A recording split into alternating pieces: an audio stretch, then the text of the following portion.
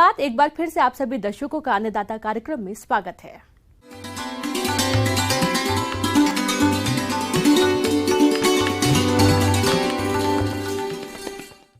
आइए जानते हैं अन्नदाता निःशुल्क फोन के माध्यम से पूछे गए समस्याओं का समाधान। आज के अन्नदाता हेल्पलाइन में जिस प्रश्न को कार्यक्रम में शामिल किया गया है उसे पूछा ग्राम फतेहपुरा जिला बूंदी के किसान सोहन सिंह ने। आप गेहूं की फसल में किए जाने वाले जरूरी कार्यों पर जानकारी चाहते हैं तो सोहन सिंह जी आपकी जानकारी के लिए प्रस्तुत है कार्यक्रम का यह अंश।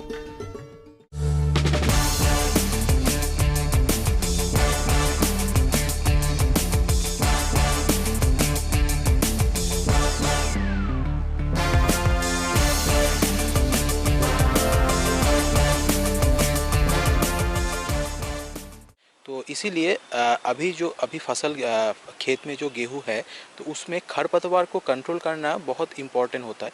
तो इसके लिए जो एक होता है प्री इमरजेंस, मतलब बुआई के तीन दिन बाद पेंडिमिथालिन जो दवा है उसको 9 ml प्रति लीटर पानी में घोल के 1 एकड़ के लिए 160 से 180 लीटर पेंडिमिथालिन युक्त पानी हमको छिड़काव करना है। ये हो गया बुआई के 3 दिन बाद। गेहूं के साथ अनेक प्रकार के खरपतवार भी खेत में उगकर पोषक तत्वों, प्रकाश, नमी आदि के लिए फसल के साथ प्रतिस्पर्धा करते हैं। यदि इन पर नियंत्रण नहीं किया गया तो गेहूं की उपज में 25 से 40% तक हानि संभावित है। बुआई के 30 से 40 दिन तक का समय खरपतवार प्रतिस्पर्धा के लिए अधिक क्रांतिक रहता है। गेहूं के खेत में चौड़ी पत्ते वाले और घास कुल के खरपतवारों का प्रकोप होता है। प्रमुख खरपतवारों की बात करें तो कृष्ण नील, बथुआ, हिरनखुरी जैसी चटरिम, मटरी, जंगली गाजर आदि।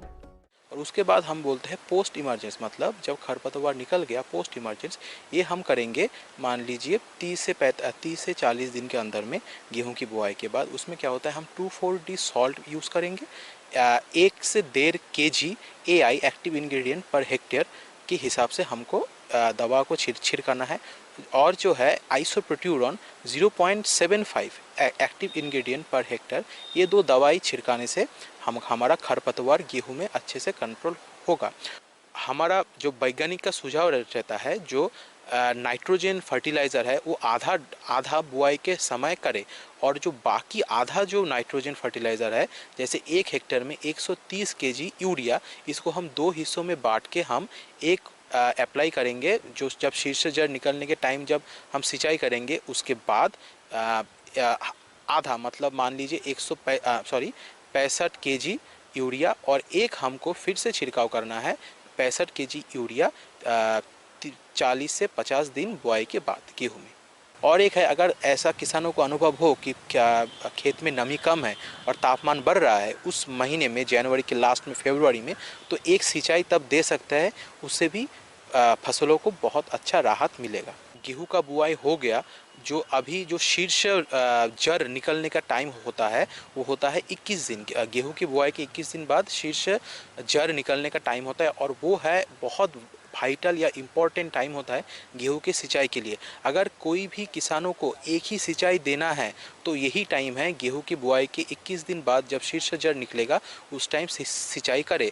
अगर किसी किसान को 2 सिंचाई देना है तो एक तो हो गया शीर्ष जड़ निकलने के टाइम 21 दिन बाद, और दूसरा है जो गेहूं जब दाने में जब दूध आने लगेगा तब एक सिंचाई करे। और अगर किसी किसान को तीसरा सिंचाई देना है तो उसको देना होगा हमको बुआई के 30 से 40 दिन बाद जब कल्ले निकलने का टाइम आएगा। और अगर चौथा सिंचाई देने का प्रावधान है किसी किसान के पास, तब और एक जो गाभा स्टेज है, गाभा निकलने के टाइम हम सिंचाई कर सकते हैं। गेहूं का करनाल बंट रोग। यह रोग सर्वप्रथम 1931 में करनाल, हरियाणा से रिपोर्ट किया गया था। इस रोग का कारक एक कवक टिलेशिया इंडिका है। यह रोगजनक मृदा में रहता है तथा संक्रमित बीज इस रोग के नए क्षेत्रों में फैलाते हैं। इस रोग से दाने के अंदर काला चूर्ण बन जाता है तथा अंकुरण क्षमता कम हो जाती है। इसकी रोकथाम के लिए बीज को थाइरम 2.5 ग्राम दवा से प्रति किलोग्राम बीज की दर से उपचारित करवाएं। उन्नत प्रतिरोधी किस्मों का उपयोग करें। रोकथाम हेतु खड़ी फसल में प्रोपिकोनोजोल 25 EC 0.1% घोल का छिड़काव करें। और एक चीज़ के बारे में मैं थोड़ा किसानों को जागरूक करना चाहता हूँ।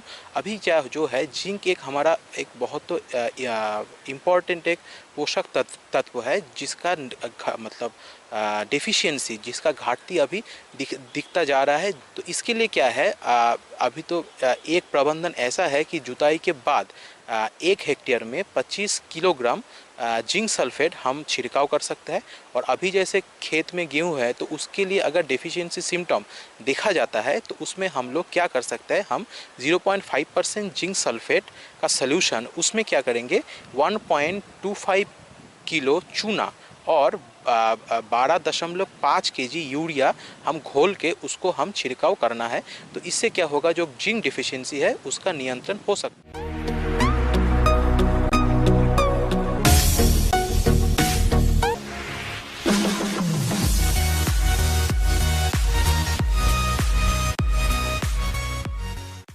एक नजर डालते हैं राज्य के कुछ मंडियों के प्रमुख फसलों के बाजार भाव पर।